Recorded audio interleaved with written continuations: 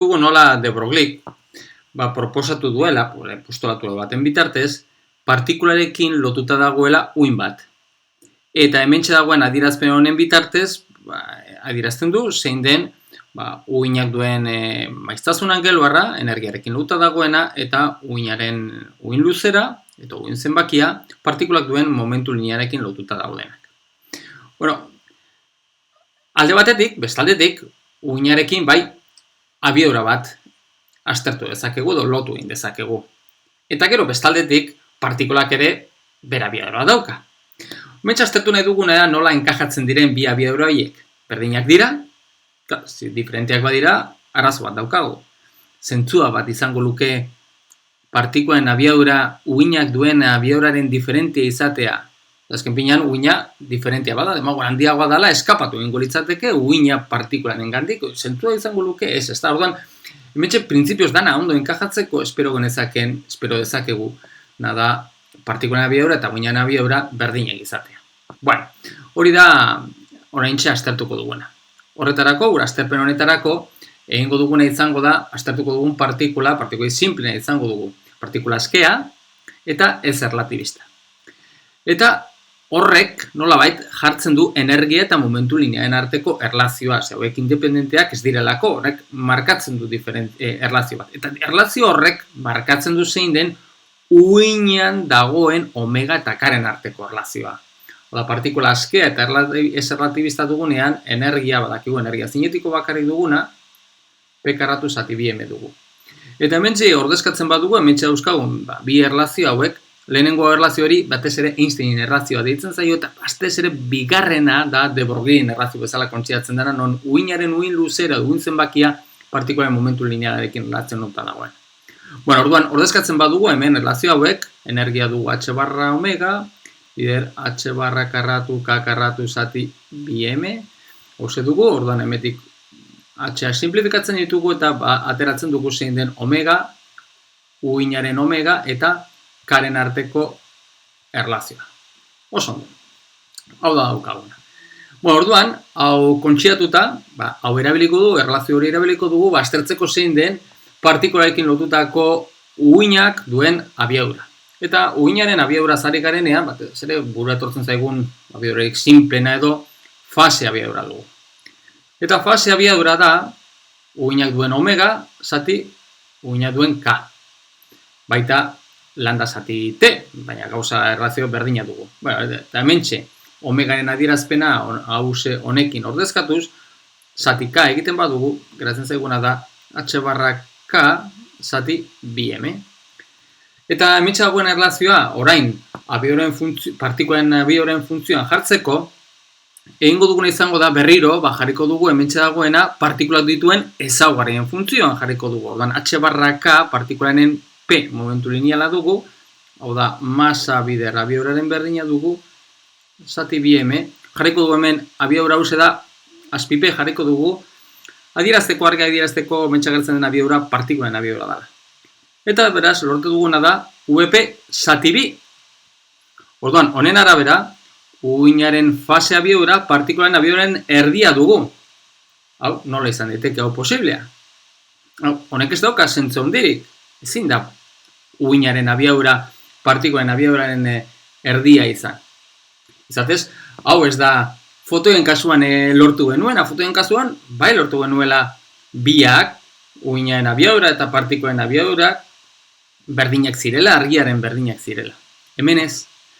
Baina badago uhinarekin lotutako beste abiadura bat, bai?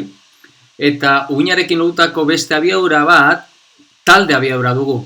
Eta talde abiadura, ez da holan definitzen, talde abiadura da omegaren karekiko derivatua. Eta omegaren karekiko derivatua, omegaren adierazpena hau erabiltzen badugu, eta honen karekiko derivatua egiten badugu, ateren zaiguna da H barra biderka, zati M, eta berriro jartzen badugu, hementxe daukaguna partikulen ezaugarrien funtzioan, hauze dugu P, M bider V beraz, zati M, V, partikulen abiadura. Hemen bai, talde abiadura bada partikulen abiaduraren berdina. Baina, zeren berdina izan behar da partikulen abiadura? Ze uinen abiadura da guk aukeratu behar duguna fase abiadura, ala talde abiadura partikularekin lotutako uinetaz ari garenean. Hor, goratu dezagun zer den fase abiadura. Fase abiadura da, uin omega zehatz bat bakarra duen uin baten abiadura. Uin fronte baten abiadura. Uin lau baten abiadura. Eta uin lauak bakarrik omega eta uin luzera bat bakarra dauka. Hori da fase abiadurak behar duguna. Fase abiadura definitzeko behar duguna. Talde abiadura beraz, gauza diferentea da.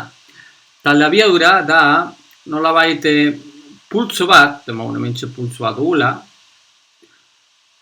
pultzo baten maksimoak duen abiadura definitzeko erabiltzen duguna. Claro, pultzo bat definitzeko ez dugu omega edo uin luzera bat bakarra erabili. Hementxe pultzo bat definitzeko hainbat uin luzera edo K diferenteak direneko uinen batura dugu.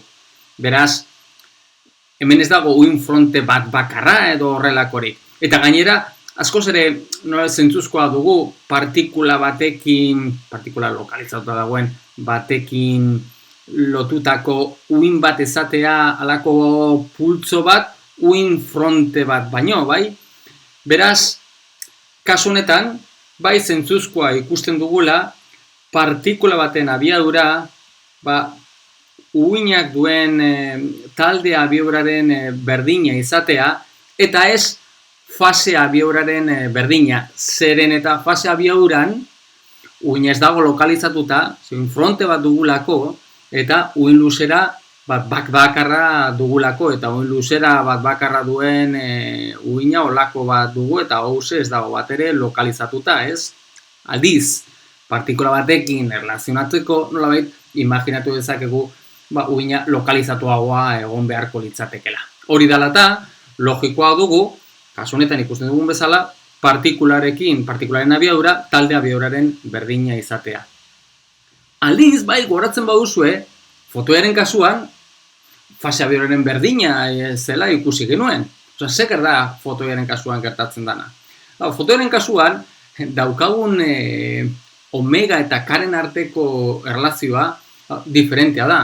Zatez, goratzen baduzue, omega fotoiaren kasuan,